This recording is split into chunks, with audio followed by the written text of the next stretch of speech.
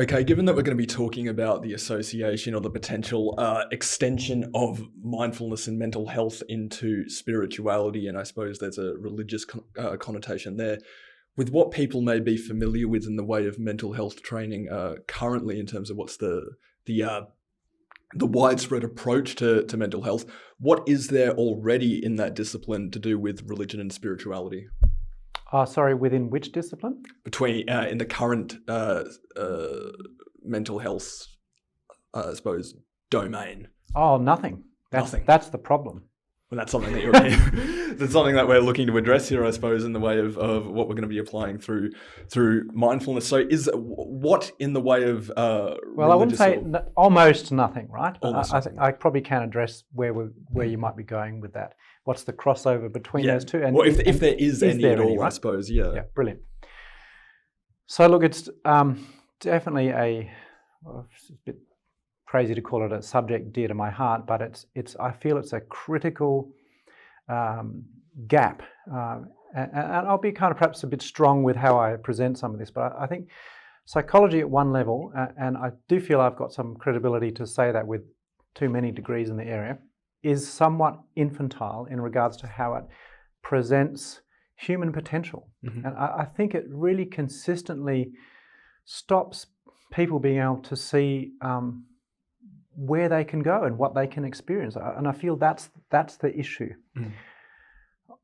Way too often, the ceiling, in a sense, of what's possible is almost just above where we currently are. Just if you can cope a little better, you can have greater resilience, and we can teach you how to do that. I think, that's seen as genuine contribution, which of course it is, but it's not enough.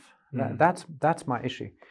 So what I try to do, I guess, is and in a way I need people to help me explore this, because there needs to be a language that can connect, on one hand, the domains and paradigms of psychology, in terms of well-being, quality of life, which is my area, and mindfulness, with the other domain or discipline or paradigm, if you like, which is been trod for millennia, the religions and the spirituality and so on, which is, their expertise is happiness, is well-being. They've done the groundwork.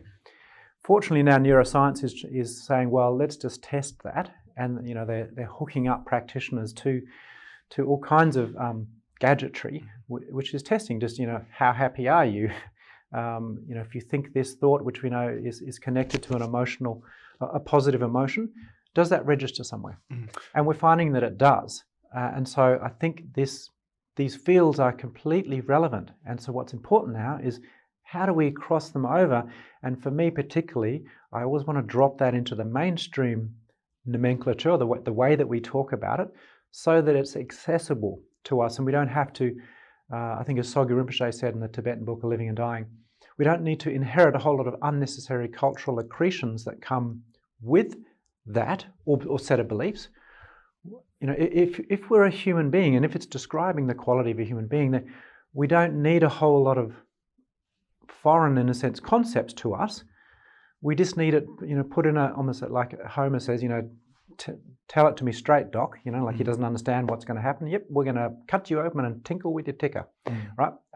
How do we do that in a mainstream way? And that's really what we're exploring now.